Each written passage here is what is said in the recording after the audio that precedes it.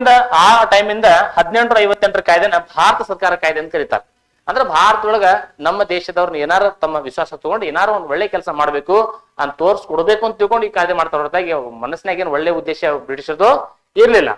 So ಹಾಗಾದ್ರೆ 1858 ಒಳಗ ಏನೇನ್ ಬದಲಾವಣೆ ಆಯ್ತಂದ್ರ ಈಸ್ಟ್ ಇಂಡಿಯಾ ಕಂಪನಿ ಆಡಳಿತ ಅಂತ್ಯ ಆಗ್ತೈತಿ, ಎಂಡ್ ಆತು. ಓಕೆ, ಚಾಪ್ಟರ್ ಎಂಡ್ ಆತು. ಅದ ಟಾಟಾ ಬೈ ಬೈ ಆತು. ಯಾರ್ದು? ಈಸ್ಟ್ ಇಂಡಿಯಾ ಕಂಪನಿ ಹೋದ್. 1858 ಭಾರತ ಸರ್ಕಾರ ಕಾಯ್ದೆ, ಗೌರ್ಮೆಂಟ್ ಆಫ್ ಇಂಡಿಯಾ ಆಕ್ಟ್. ಹೆಸರು ಚೇಂಜ್ ಮಾಡ್ಬಿಟ್ರು ನೋಡ್ರಿ, ರೆಗ್ಯುಲೇಟಿಂಗ್ ಆಕ್ಟ್ ಹೋಗಿ ಭಾರತ ಸರ್ಕಾರದ ಕಾಯ್ದೆ ಆಗ್ತೈತಿ. ನಂತರ ರಾಣಿ ನೇರಲ ಆಡಳಿತದ್ದು, ರಾಣಿ ನೇರವಾಗಿ ಆಡಳಿತವನ್ನ ಮಾಡ್ತಾಳ. ಸೊ ಭಾರತ ಸರ್ಕಾರದ ಕಾರ್ಯದರ್ಶಿ ಅಂತ ಹೊಸ ಹುದ್ದೆ ಸೃಷ್ಟಿ ಆಗ್ತೈತಿ ನೋಡ್ರಿ, ಸೆಕ್ರೆಟರಿ ಆಫ್ ಇಂಡಿಯಾ ಅಂತ ಹೊಸ ಒಂದು ಹುದ್ದೆ ಸೃಷ್ಟಿ ಆಗ್ತೈತಿ. ಆ ಮೊದಲ ಒಬ್ಬ ಸೆಕ್ರೆಟರಿ ಆಗ್ತಾನ ಲಾರ್ಡ್ ಸ್ಟ್ಯಾನ್ಲಿ ಅಂತ ಆಗ್ತಾನೆ. ಲಾರ್ಡ್ ಸ್ಟ್ಯಾನ್ಲಿ ಯಾರಂದ್ರಿವ ಬ್ರಿಟಿಷ್ ಭಾರತದ ಮೊತ್ತ ಮೊದಲ ಭಾರತ ಸರ್ಕಾರದ ಕಾರ್ಯದರ್ಶಿ ಅಂತ ಪ್ರಶ್ನೆ ಕೇಳಿದ್ರೆ ನೀವು ಆನ್ಸರ್ ಮಾಡಬೇಕು.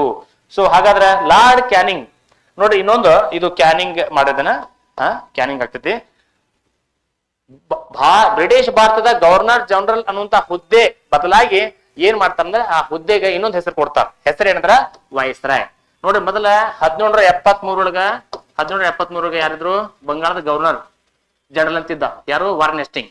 ನಂತರ 1833 ಏನಾತು? ಲಾರ್ಡ್ ಕಾರ್ನ್ವಾಲಿಸ್ ಏನದ ಅವ ಭಾರತದ ಗವರ್ನರ್ ಜನರಲ್ ಅಂತ ಅನ್ಸ್ಕೊಂಡ.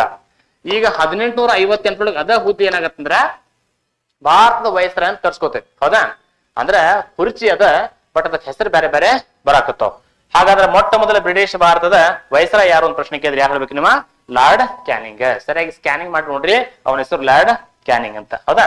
ಇದು 1858 ಮತ್ತದೇನ್ ಪಿಟ್ಸ್ ಇಂಡಿಯಾ ಆಕ್ಟ್ನಾಗ ಮಾಡಿದ್ರಲ್ಲ, ನಿರ್ದೇಶಕ ಮಂಡಳಿ ನಿಯಂತ್ರಣ ಮಂಡಳಿ, ಅದು ಕೂಡ ರದ್ದಾಗ್ತೈತಿ.